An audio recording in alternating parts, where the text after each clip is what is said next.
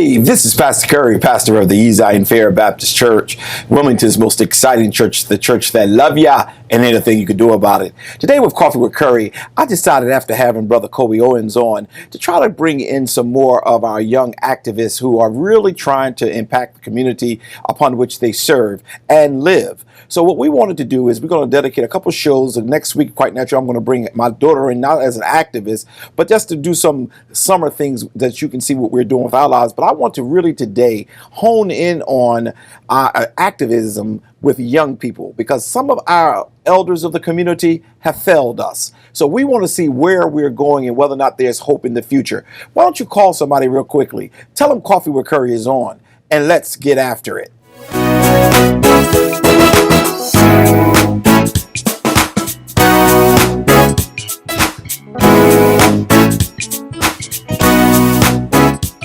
And we're back. As I shared with you at the opening of our show today, that today I want to really spend some time talking to some of the young brothers and sisters in our community who are doing some major things, who are causing legislation to happen, because our community seems to be missing leadership. Some of the elders of our community have gone home to be with the Lord. Others are just selling us out. But I think at this point, it's time to start looking at some of our young people to see what's going on, what's in their minds, and how they're responding to some of the things that are going on in and around our state, country, as well as our city. So today I've welcomed to the show Brother Branden Fletcher from originally New York, I believe, right? Yes. So Brother Fletcher, first, welcome to the show. Thank you for having me. Yes, I know you're a powerful force. I've watched you at some of the press conferences. I've watched you. You've even been on our The Source show.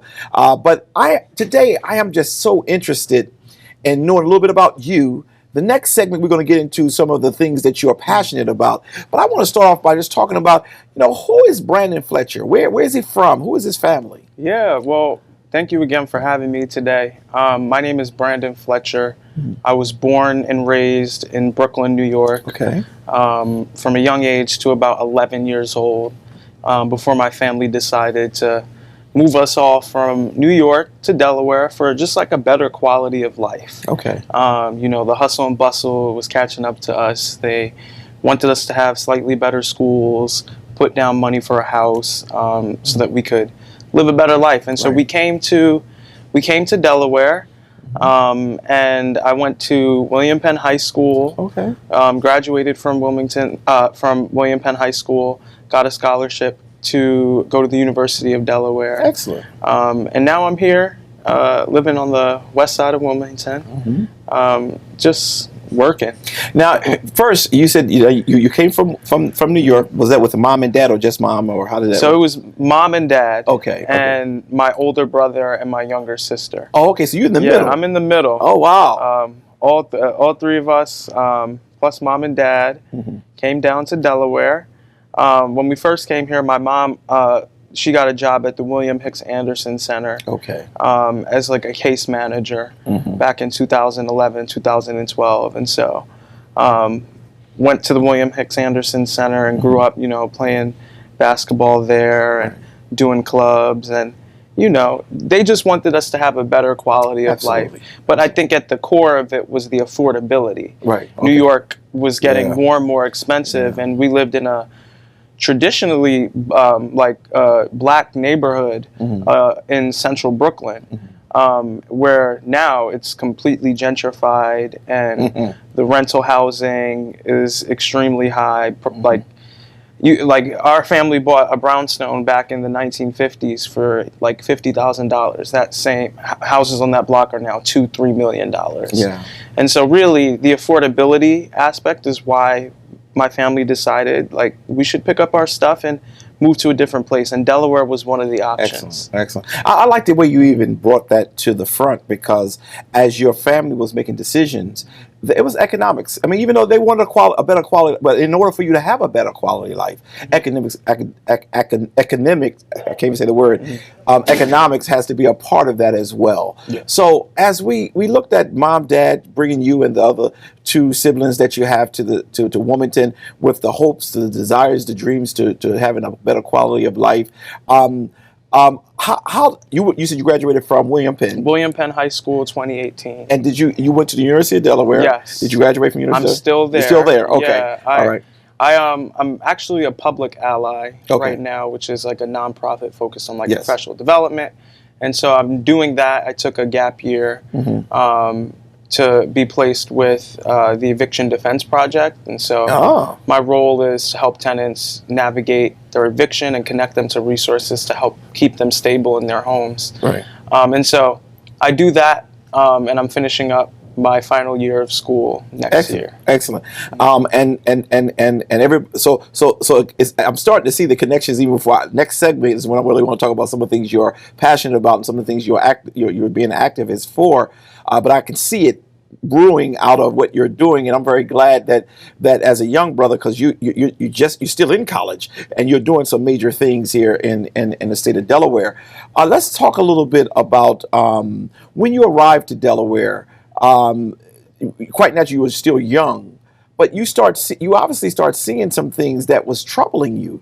For you to be an activist this early, can you help me with that transition a little bit? Yeah. So, I love Delaware. I'll just say that first. It's a great place, and I love the community of it. It actually kind of reminds me of like New York before all of like the changes and the gentrification. And so, when I came to Delaware, I started to notice that there were things that kind of made me upset. Some of them were the fact that in the community there were a lot of vacant homes, boarded up homes. It just didn't look like our community was being upkept.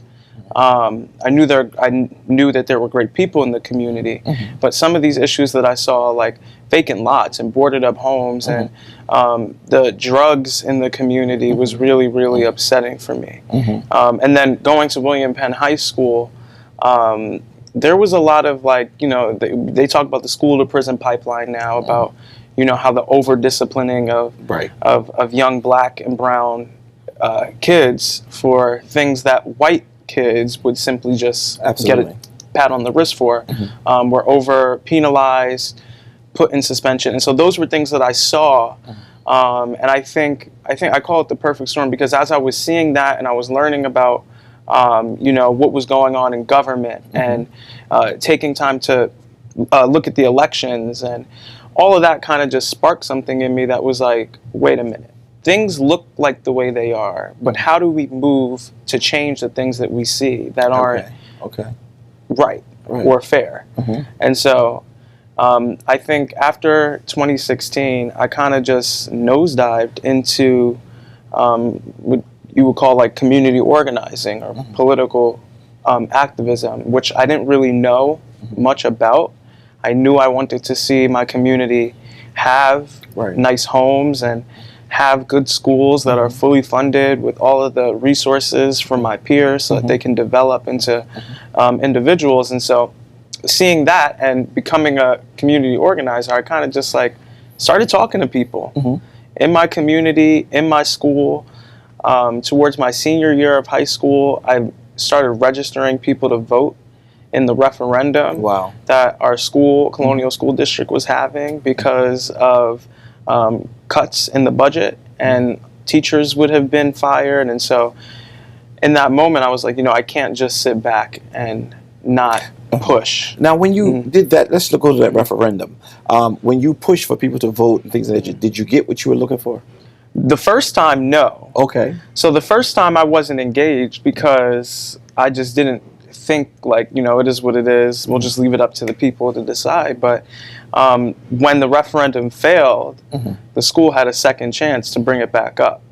And so I and other young people who were like, we don't want to see our favorite teacher gone, our art classes, we don't want to see sports cut back. We were like, well, we got to do something. And so being that we were seniors at William Penn, we're all 18, or you're either 17, going to be 18, you live in the school district. We started mobilizing young people who were leaving the school to go and vote. Because even though you're leaving, you may have a brother or a younger cousin or a niece or a nephew who's coming up and then may not have some of the resources that you benefited from, like sports, mental health resources in the school. And so the second time it passed, and I won't take credit for that, but I will say that you were a part of the we were a part of bringing the idea up to the people in the high school that you are 18, you can see, you have the power in your vote to make a decision. And I think that is what sparked my attention to paying attention to state and local government, because I was always interested as like a young kid in like national stuff, like seeing presidents and Congress, yeah, that's DC is where the powers are made. But there was never really an emphasis for me growing up on what happened locally and what happened at the state level. And in Delaware, where some of these elections are decided by such small margins, 150, 10, 20 votes, we can really shift the dynamic of power by just engaging with slightly more people on the issues that matter to them.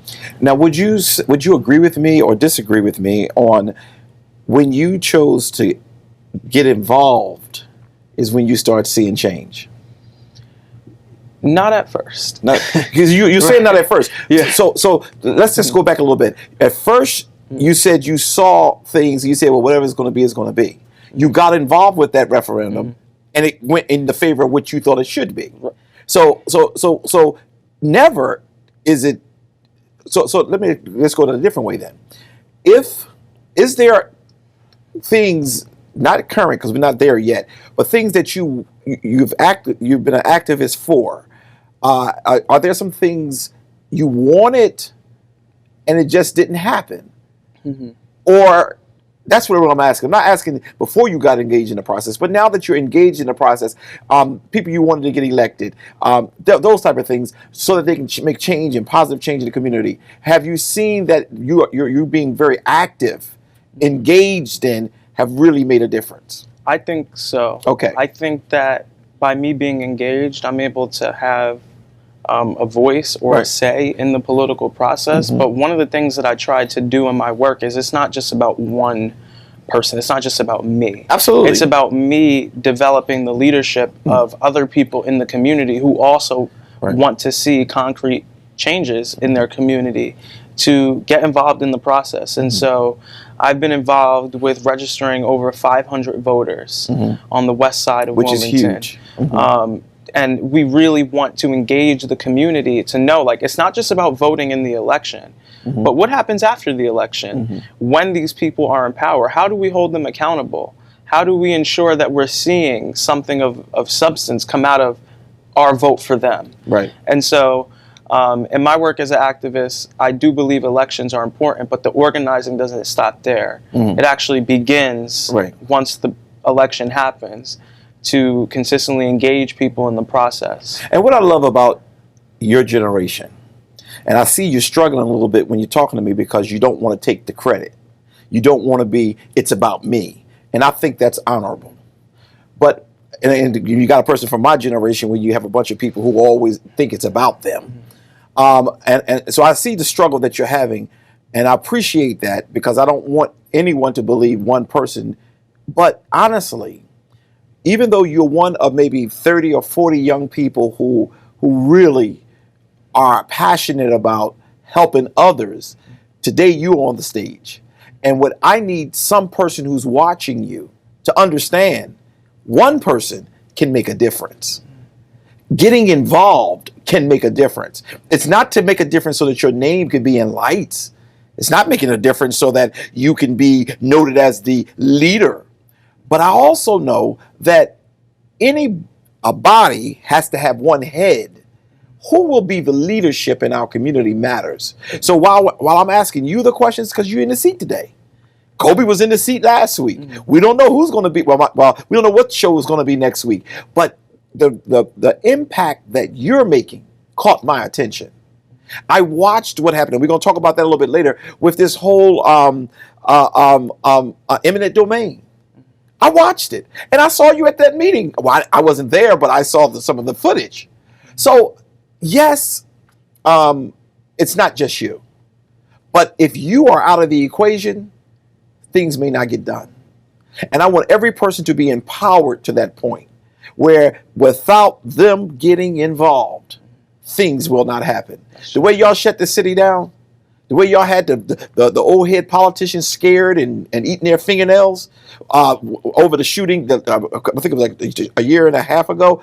Hey, it does make a difference with one individual, although it's many of you who do it. And I just didn't want you to continue to struggle with, it's not about me, it's not about, we know it's not about you. Yeah, so like that actually, that's a good point that you make. But you know, most people, if you look at the civil rights movement, most people think of Martin Luther King, right? Absolutely. But there's not too much conversation about Ella Baker. Absolutely. Who was the one behind the scenes scheming and organizing and building up the membership so that we had the capacity to push for the changes in the civil rights movement.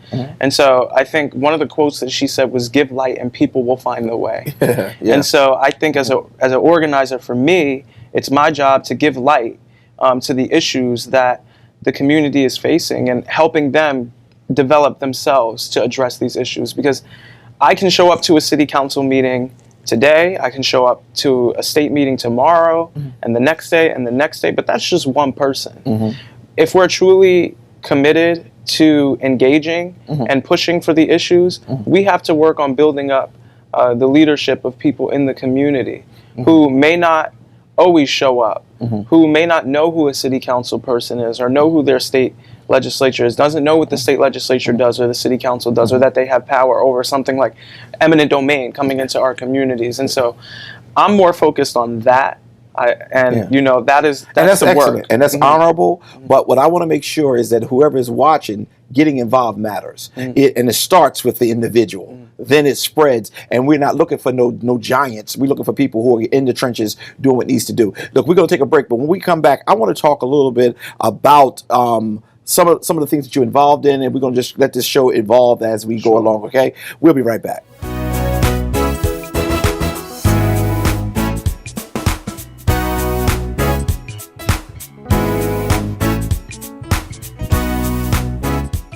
And we're back. Just having a really good conversation with Brother Fletcher because, you know, I've become disenchanted with people who just want to be our heroes, and they have outlived their time, and now nothing is being done. Our politicians, if not most of them, are really not getting it done for us. And to see these young people who are coming along now in Wilmington, who's really making a mark for themselves, not so much so they can get a big name, and that's what we had to deal with in the first segment, but really so they can change the lives and the conditions of the people that they live with and serve. So, Brother Fletcher, you know, as a young brother who's in his early 20s, okay, how do you handle, this is a twofold question, the stress and the rejection that you do get from, I'll say, the old heads as well as your own young people who just don't see why you out there fighting? Yeah, that's a big one because that's a part of the work too. Okay. One of the things that I was taught and I was trained to organize through the principles of Ella Baker is that if we want to build a world without exploitation, it takes ongoing healing of hearts and minds. Excellent. And as an individual organizing, I have seen the powers that be really put pressure on not wanting to see some of the things that we're calling for done. And so with that, it's almost like a psychological battle sometimes where the powers that be will twist your facts, or they'll say, oh, what you're saying is not really happening. With like people with the water issue that happened recently, you know, it's not really that big of a deal. People, when it's happening. Right. And so one of the battles that I've had as an organizer, and I'll be transparent with you, is just feeling like the facts that I bring sometimes to a table get put to the side or aren't sure, or he's just young, or they're just young, wait your turn, you don't really know yet, do this. But I do know, and I am aware of what's going on, and I see what's happening in my community. Can I jump in there for a second and remember your thought? Do you find that more in our community, meaning African Americans, who's saying to you, just wait your turn, you don't really have the right facts? Do you find that a lot in the powers to be in our community? I think it's both. Yes, I okay. think it comes from both sides. The Okay. white powers that be in government, as well as some of the older black leaders. Yeah, because I asked in that question because a government. lot of them think they losing ground because they ain't done nothing for us. So that's why I asked that question. But go ahead. I didn't mean to cut you off. No, you're fine. And it definitely, it happens in our community a lot. The African American community, they, a lot of the leaders feel like we need to wait our turn. But what does that do for our community? Absolutely. Because we are, I always say, we're standing on your shoulders, right? And with that comes, we can see further because we're standing on your I like shoulders. that. We can see further than what you already know. And it's not discounting any of the work that some of the elders in the community have done for years to address the issues, but it's about how do we push the line further to really address the issues in our community and uplift our community so that no one has to live in poverty and no one has to live next to a boarded up house or go to a school that you have to get up at 5 a.m. in the morning. You live in the city, but you got to go all the way somewhere else, across town, across this Newcastle County to go to school. Those are the issues that I think require us to look beyond what we already know and begin to branch out and say, you know what, let's listen to the young people, let's help the young people get into positions of power and organize and be told that, yes, what you are saying is true. You do have knowledge, you do have experience. Let's see that. Let's work together, because I think we can do more if the elders in the community and the young people in the community come together. Absolutely. But we're not compromising on the Well, issues. I noticed that about y'all. Yeah. Y'all will not compromise. No. I don't care how much money you have, the people want to offer. And I think, and thank you for giving that point of reference, because all too often that's the issue. They'll grab one person and say, here's a chicken dinner. Just settle them down. But that doesn't happen with you all. And that's why I really like Kobe so much. And I'm learning you. I watched you from afar as you've been in the background pushing the light. All right. And there's a couple others. But what I'm loving is there is no compromise. And I don't care if you don't like me. And that's why I asked that question. How are you handling it? Because the old heads, some of them, I don't want to generalize and say all the seasoned members of our community, but a great portion of them have given into the luxury apartments that they were given, have given into the political ability to get them elected for office.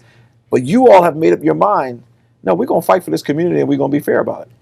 Yep, that's accurate. I think we want to see material changes in our community. I like that. We want to see everyone have access to safe and secure and affordable housing. Right. And there's no compromise on that. We want to see our communities be fully funded with all of the resources and all of the social services programming needed to address the violence issue that we have with guns in our community. Those are issues that we aren't going to stop and say, okay, well, let's just step back. No, we want to see concrete changes in our community. And so if it means making some people upset or, disrupting their little cocktail parties that they go to or whatever, that needs to happen then. Absolutely. Or we're not going to just settle for crumbs, because we are a wealthy state. Yeah. We are a wealthy country. Yeah. We have almost all of the banks are in the world are incorporated in the state of Delaware. We have billions and billions of dollars, and there is no reason why in a moral society that someone should live in poverty. And to me, that is the fight that we're fighting that I notice that gets the most pushback. The fight against the war on poverty. Our communities need resources, and we won't push back on, you talked about that. You talked about regentrification was why your parents because they was kind of pushing them out anyway. But they decided, let's just land ourselves in Delaware. Why? And this is asking you a question that I don't even know if you can answer it, but I just like to throw out conversation. Do you think we are really asleep at the wheel with the regentrification that's occurring right in the city of Wilmington? Yes. We absolutely are. And if there are some people who say that it's not happening, I say, are you living under a rock? Because look at downtown Market Street now versus 10 years ago.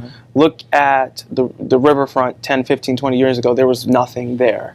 And so gentrification is obviously happening. And I'm not against development. Like, I think development is help you with that. Right. Development is Yes. a good thing Yes. for our Right. communities. Good. Economic development, investing and increasing Black home ownership is great for our communities. And let me just stop you there. I hope you heard him clearly, because I know I have critics who watch us. This is not the source where we are very controversial on the Coffee with Curry, but I'm having a cup of coffee with a brother, a young brother, and he's very clear that he believed that, that we could have development. He's very clear, but not at the cost of poor people. Right. And to me, it's development without displacement. Okay. How do we develop our communities and at the same time ensure that people aren't being displaced from their homes because of all of this new development that's coming in? Landlords are free to raise the rent up. And I saw this happen to me in New York. I mean, they technically kicked us right out of our home because they doubled our rent back in 2010. And so development is good. We need development. Our communities need development to grow and to prosper. But displacement, when people, we saw what Adams Street, the 8th and Adams, it's just a disaster. Yeah, I drove by there yesterday to just get a feel for what's going on. I see they got fencing around it, but those residents are still displaced, and he's still walking around. Yeah, I know. That's a shame. And, it's unfortunate that that has to be that way. And I think that moment, I was there that day when the families were taken out of their homes and evicted. And it's just like, what were our leaders that were in power prepared to do at that moment? I mean, the people who have constantly told us, oh, wait your turn, or you're exaggerating the issues, or it isn't as bad as you think. It's happening. Right. So what now? Where do we go from here? And where were they? Yeah, where were they? And where do we go from here? I think is the question we need to ask. And so they were scrambling when that happened. And many of the residents are displaced. They still don't have homes. And if they are somewhere, it's a motel, and it's not like a safe and secure place for them to be. Motels are not housing. Hotels and shelters are not housing. A house is an apartment is a home. Do you think that they would have responded to a Black and brown person who was a landlord the same way they responded to this landlord?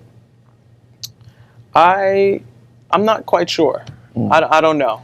Okay. I don't know. I'm not asking you to. Okay. Right. I've never seen that difference. There's no way in the world we should have all of those apartments and people relocated and nothing happened to them.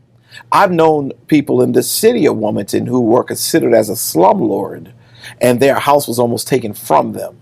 They were fined and everything. This person had several, but because of his connections, I'm sure he was able to just have time to do what he needed to do. But I'm waiting to see how many of those residents are going to be made whole after this is over, because I'm not going to let this die. But that's just one issue. We're going to, in the next segment, we'll get into some of our passionate issues. But I'll hear you.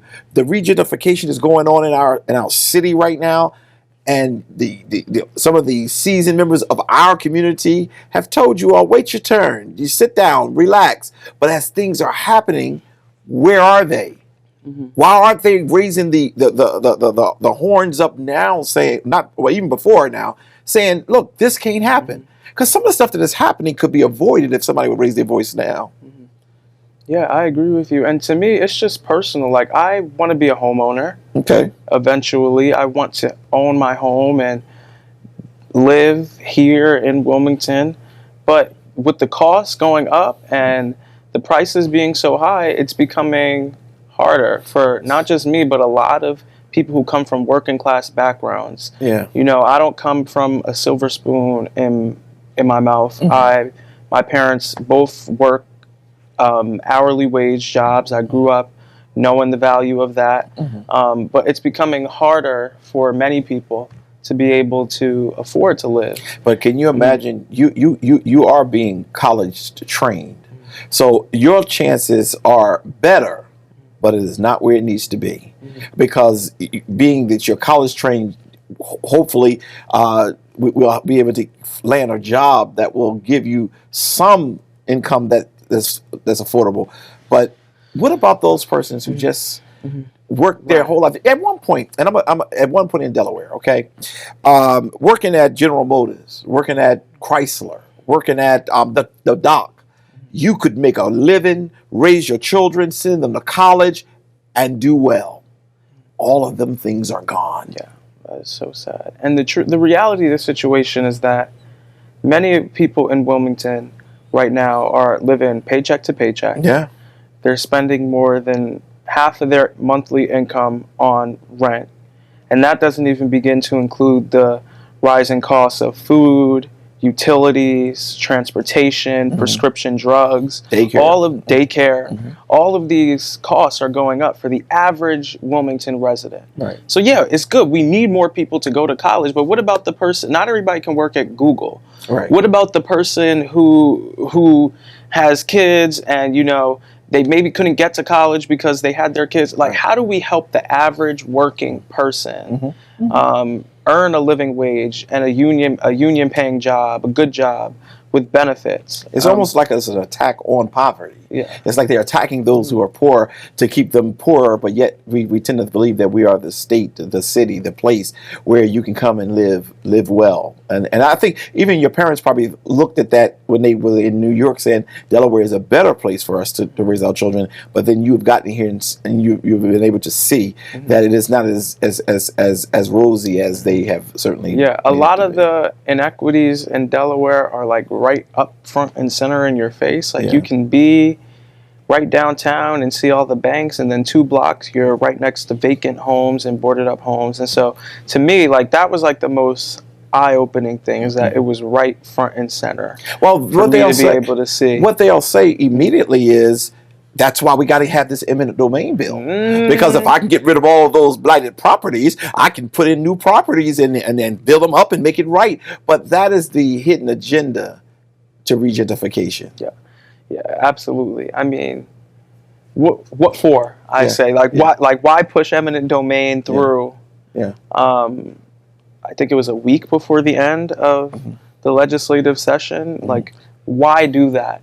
There has to be a reason why that they want to do that. And I think personally it's because they are bent on trying to, under the guise of development, wipe away our communities. And people don't understand.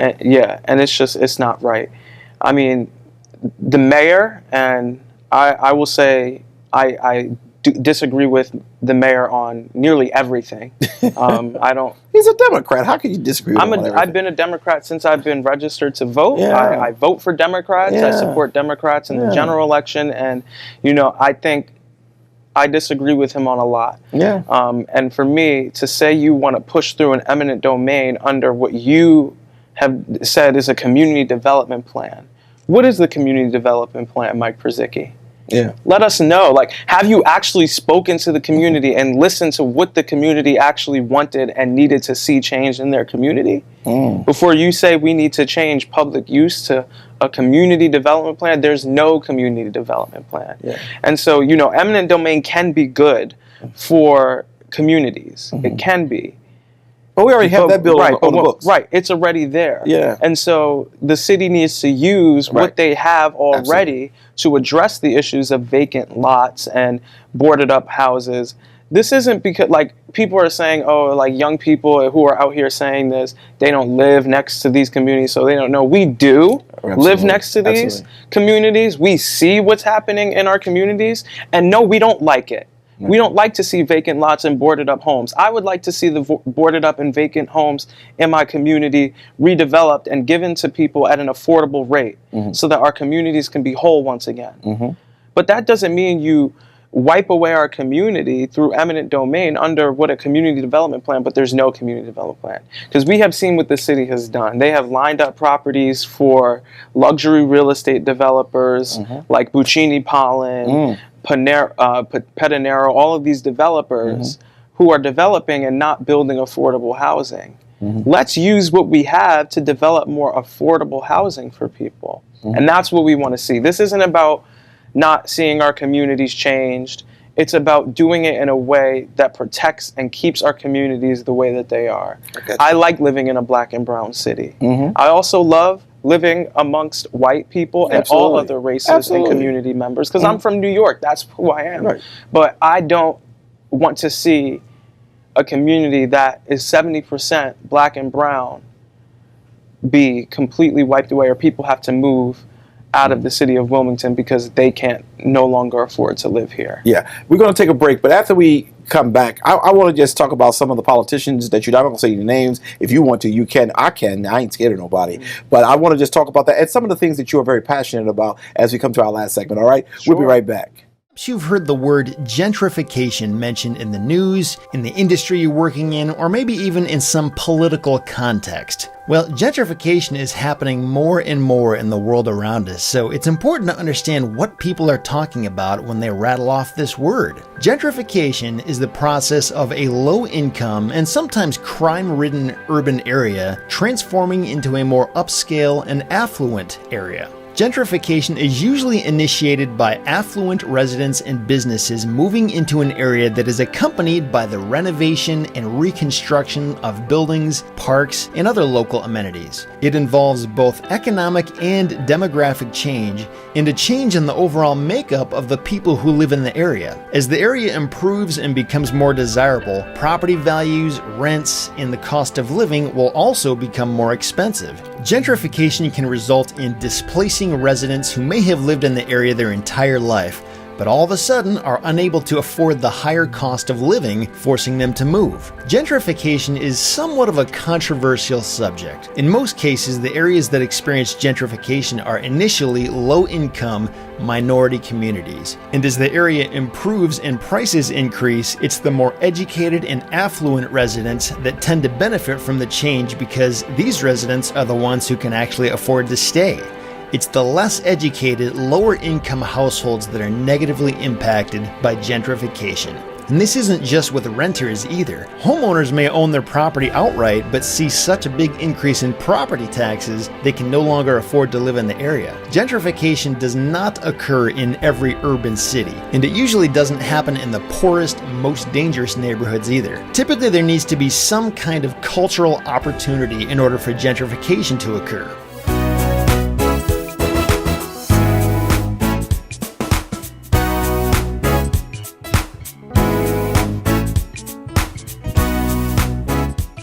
And we're back. Well, great conversation, and we're getting ready to come to a close in this show. But I am just impressed. Thank you, Branden. First, before I even go to my last questions, I want to ask you, thank you for taking the time out of your schedule to be with us today.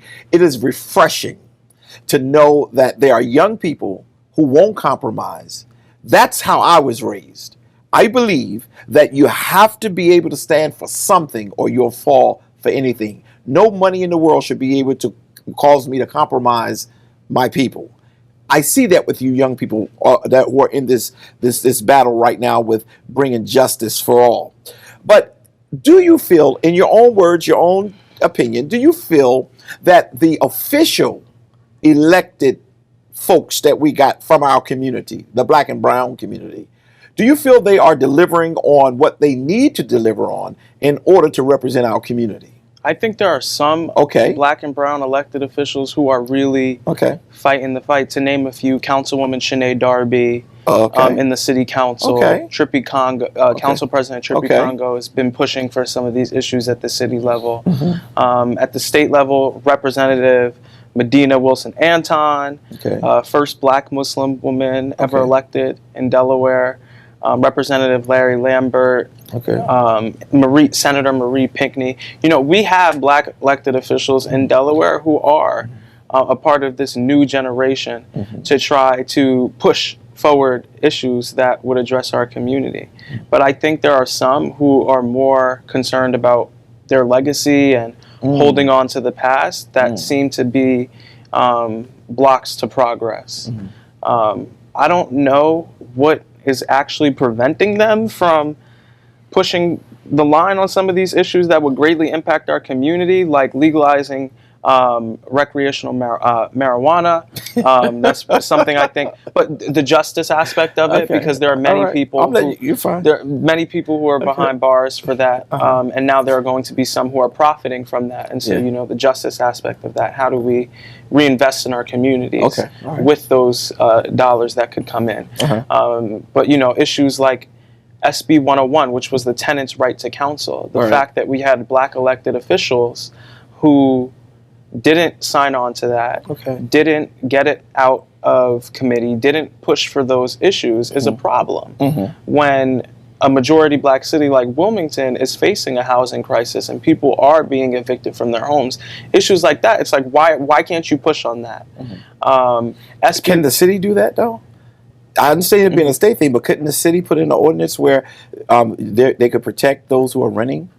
I think they could. Okay. I think they could do something to protect renters. So that means we have to do some elected on city level too. Right, at the city level. But I think, you know, there has to be a push and a change in who we push into office. It can't just be the same old politicians with the same old ideas. It has to be, you have to really be engaged at the primaries and ask your elected officials, are the issues that I'm facing in my life, are you going to address? Like the issues of housing, like the issue of healthcare access, like all of these issues, are you going to be there? And if not, then we're not going to be voting for you. And you may know that person for years because they've been in the community. They show up to the ribbon cuttings. They show up to the cocktail parties, like I mentioned. Yes, it's good. They are active in the community. It's not disrespecting their work, but are you meeting the moment now? Absolutely. Are you rising to the occasion? Are you rising to the moment of the issues that our communities are being impacted? And if you're not, then you need to go and allow someone else who's willing to stand up for these issues represent the community. Right. But they're not going to let go of their power easily. Well, you know, power can seize nothing without a demand. And so we're going to demand that you do the right thing, and we hope that you do. And, you know, with eminent domain, we saw that stop. But if you don't, then you will be primary. Can I ask you this? Thank you. In fact, I was going to ask the question, and you kind of like threw it out there, and that's the area I was going to go in. When will you younger people, and literally your generation or two below from me, when will you all come to the place where we're going to aggressively be anti-people who are not doing what we need them to do? It's all right to be against stuff, but my generation, I was anti. See, people say, oh, I'm not racist. Are you anti-racist? Because anti means you will fight against. When will y'all get to that place? Because I haven't seen it yet, where if a candidate is running, y'all openly, verbally attacking the purpose for why this person could never serve the community that they want to represent right. When will that happen? Are y'all too kind, too educated to be able to do that? I don't think so. I think we have to shift who, I think if we're serious about dismantling systems of oppression, you know, white supremacy, all of the racism in the community, we have to change who is the experts, who we allow to be the experts at the table. And so I say to the nurse, to the cashier, to the waiter, to the home health aide, run for office. Because you are the ones closest to the issue. So no one knows the housing crisis better than someone who's received a 5-day notice about being evicted from their home because they couldn't keep up with the cost. No one knows how to navigate the health and human services system better than someone who's had to apply for SNAP and food stamps and government assistance programs. Run for office if you feel like the elected officials in your community aren't meeting the moment and aren't addressing the issues that you're impacted by on a day-to-day basis. And so I think we need to have more authentic messaging to younger people if we want to get more young people to participate in the process, where it's not like you have to be in a suit all the time. Maybe you don't wear a suit all the time. Maybe you're in a hoodie, and you can speak the language of the young people, and they may feel more compelled to support you and get involved in the process. A lot of times, and for me, and I'll finish this last point for me, was just not feeling like, kind of like you said, imposter syndrome, like, oh, I don't know if I could really get involved, or I don't know much about this, and so can I show up, and can I actually make a change and help get a candidate elected? And to me, the only qualifier you need is to be able to vote. That's right. You can vote. That's right. You can run. You can vote. You can change. You can change who's running in your community. And so, I just want to say to those people who want to see change in their communities but feel like they don't have a title, you can do it. And I want to support you. Yeah, and I want to see you all not support people, verbally come out against people who are just playing games. We got people who in our community who have certainly served too long. They have to go because they're not serving the interests of the community that they're representing, but yet they're serving the interests of people like the mayor who want to regentrify this whole community. Let me say this to you. I know you're trying to keep your thought process moving when you're talking, and I try to help guide through. But one of the people you didn't mention, but you didn't mention everybody anyway, was Sherry Dorsey Walker, who I think is an excellent public servant. I don't know where your thoughts are on Sherry. I think Sherry Dorsey is great. Okay. She is my representative, and seeing her out there on the helping the Adams Street victims navigate that difficult process really made me gain a lot more respect for her as an elected official, because she's committed to the people. Right. And she's actually my representative. I live in that district, and so I support her 100%. And it's funny because my relationship with Sherry has become perfect, because at one point I did not. In her early part of city council, I couldn't understand where she was coming from. But as she grew, as she evolved, I just said, wow, she really has a heart for the people. Another name, you may disagree with this one, but that's all right, because I'm going to make sure that I see as a valuable person is Darius.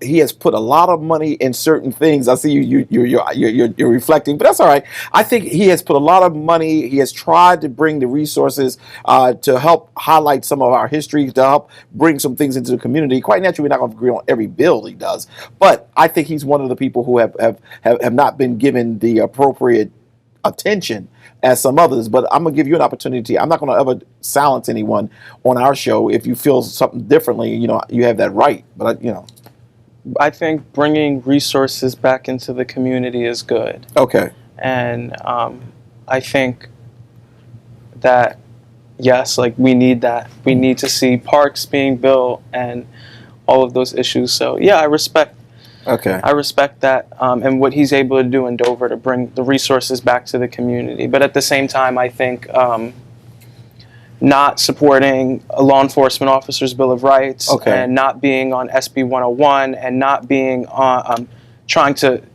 being a prime sponsor of eminent domain was not right. And I think at the same time, we can thank elected officials for things that are good, but we also have to recognize when they aren't doing something good. And so to me, great that you did that and you're bringing resources back to the community, but on the issues like criminal justice reform and housing, we needed your vote. And we needed your support. Did you seek his vote for that?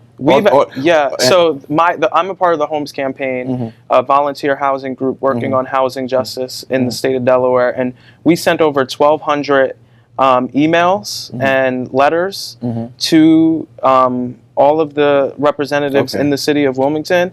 We have made calls. We have showed up for public comment for these policies and push for them. So yeah, we have asked him. All right, and the reason why I did what I just did, so you'll know what was in Curry's mind when he asked me about Sherry and Darius, is because one of the things I learned is that in our party, I'm a Democrat, especially registered, but I'm more conservative because I believe certain things shouldn't happen, certain things should. Okay, and one of the good things about even dealing with Kobe is that he is a liberal to heart. So therefore, we disagree quite often. However, I want to impart in you and every young person I see never to agree with everything. Yep. And even when we disagree, we still have one interest, and that is to help people. Now, with Sherry, she's more liberal, so quite natural. When I mentioned her name, I was looking for a reaction, and you gave it to me. You gave it to me. Oh, yes, because she is liberal, and she will fight those kitchen table issues, those root community issues, whereas Darius is more, I don't know if you use the word conservative. What's the word when you're not as, okay, conservative. He's more conservative. So therefore, he's going to disagree with some things. But I want you all to always respect unless the person is against the true agenda. If we need him down there to fund money this way, he can help Sherry get done what she needs to do. Even if he didn't do everything we want. Now, gun reform and those things, I'm with 100%. I think we need it in order for for me to stop preaching as many funerals as I preach. I think we need several things to happen. And I like the way y'all bring y'all facts. Don't let nobody change your mind. Don't let nobody change who you are. And I think that's great. Were you going to say something? Because I'm looking in your face and I don't know. I was just going to say, like, I respect Darius Brown. Like, if you're watching, good for you for bringing stuff back to the community. But at the same time, we needed you on SB 101, and we needed you on SB 149, and not on HB 458. And so I'm hoping we could work with these elected officials in the next term of the legislative term, so we can push forward some of these issues impacting. Can I tell you why you will be able to? Because if you take Pastor Curry one piece of advice for the day, become anti against people who are fighting the agenda to help people. Because it's hypocritical to say, oh, because you're white, we don't like what you did. But yet, if not in the black community, we have representatives. If they're not doing, so we have to speak up and be consistent. Yeah, I agree with you. Please 100%. Be consistent. So if Sherry does something you don't like, make it known. Yeah, I always say, like, black people can push racist policy. Yeah. We have a majority black city council. We have almost nearly all the elected officials from Wilmington are black. Yeah. And so, really, you can be in power, and you do have the power of the pen as an elected official to put policy that can harm our communities. Absolutely. And so be cognizant. Just because you're black doesn't mean you can't push racist policy. Yeah. Whether you act or don't act on something. That's right. That's racist. That's right. And so just being aware of, like you mentioned, that anti-racist. Yes. Being anti-racist. That means I'm against it. Yeah. And I'm speaking out against it. I'm moving against it. I'm acting against it. And I think that's what's missing in a lot of our politics. And I often remind people when they are talking, Donald Trump is really not a Republican. Donald Trump, from New York, Donald Trump is a Democrat. But Democrat wasn't going to go for his buffoonery. So he went and took over that Republican Party. Yep. And even though some of these issues like Roe versus Wade and stuff like that, that's not Donald Trump issue because he was all for it before. But people like the mayor and others will take on the party's issues because they want to keep power.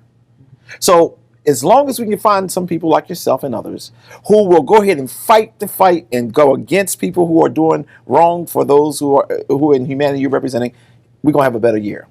Branden, thank you so much for taking time to, and nobody really shake my hand, so thank you the first. Thank you so much, Pastor Curry, for having me. And this is not going to be the last time, because when something pop up and you feel like you're not heard, my show is not the best show on 28 and YouTube or nowhere else, but people are watching. And I want people to see that we got a brighter future ahead of us because of what's happening in the current. So thank you so much for taking time to be with us today. Say one last and that's thing? What I'm saying. We'll give you the last word. One last thing. Yes. September 13th is an important day. It is the Democratic primary. Wilmington is a majority Democratic city. Use your vote.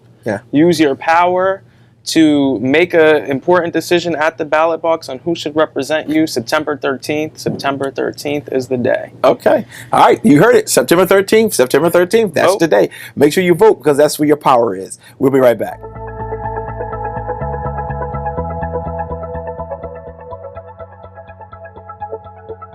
Positive change. You know we need it. We all want to make a difference. But how do you get started? Your time is valuable and you want to use it wisely. The good news is you can have an impact, and there are many ways to create change. With some strategic actions on your part, it doesn't have to take a lot of time. To start, figure out what's important to you. There are a lot of issues out there. Which one is a priority to you? Focusing on one makes it easier to take action. Make a list of the issues you care about and pick the one at the top. And chances are, if there's a cause you care about, there are organizations dedicated to that same cause. They will have the resources to keep you informed and educated. This is a great way to kickstart your community involvement. It's never been more important to let your voice be heard. This means letting your elected representatives know how you feel about the issues you care about. To start, find out who your representatives are. A great way to do this is by searching online. I go to Oregon Blue Book. It's a great resource and it's easy to use. Then you can decide how you want to contact them. You can write letters, send postcards, call, or attend town hall meetings to say it in person. There's no wrong way to let your representative hear from you. Making your voice heard is really important because at the end of the day, all of this public input is collected. This helps your representatives elevate those issues to the next level. And don't forget, the organizations you've identified have great tools like call scripts that help you be concise about what action you want your representatives to take. And you can take action by getting directly involved in the causes you care about. Have you got a little bit of time? The organizations working in your area of interest could likely use your help. They will have a variety of volunteer opportunities so you can get involved. What are you good at? Use your own skills, whatever they may be, to help. If you don't have a lot of time, why not donate money? The smallest amount helps an organization continue their work to make a difference.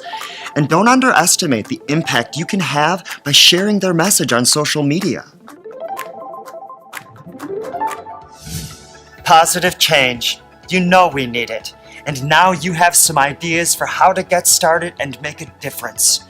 So, find your issues, find your voice, and take action.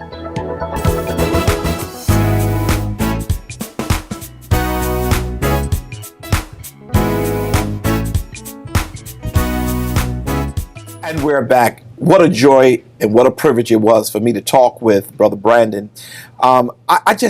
I'm passionate about young people who have vision of where they want to go. He's not seeking light. He's not seeking the front line. He just wants to make sure humanity is treated fairly. I often get angry, though, because they won't run for office. I've gotten with Kobe, say, look, you need to run again. Those folks ran against him. They put negative ads out. They made sure he did not get in city council. What a shame. But the reason why it's a bigger shame is because we, African Americans, will allow people to come in and taint our own. There are people who care. You talk about Kobe, you talk about Branden. These young people are college educated and trained. They will land, and they could easily give up this fight, and they will probably land well. But they are fighting for those who are left behind, who are marginalized. I hope and trust that you will see what I'm trying to do. Next week, I'm going to probably bring my daughter on, or we're going to have another I don't know how we're going to do it, but I'm trying to just highlight young people because I was starting to feel that we're done. We're just going to let people roll over us. When I look at city council, all of those members, just letting the mayor give them agendas and see the regentrification. Even in our, right here in South Bridge, I'm working hard trying to keep things rolling. There's a couple people in this community because of the political status. They try to fight me, but those who are watching me, please hear this. We got some young people who are rising up. And if I can just do anything to help them, I'm going to do it. Because I like to see people who are anti-racist, anti-poverty. And anti means I will speak up against it, I'll get arrested for it, and if need be, I'll even die for it. Until the next time, God bless you real good.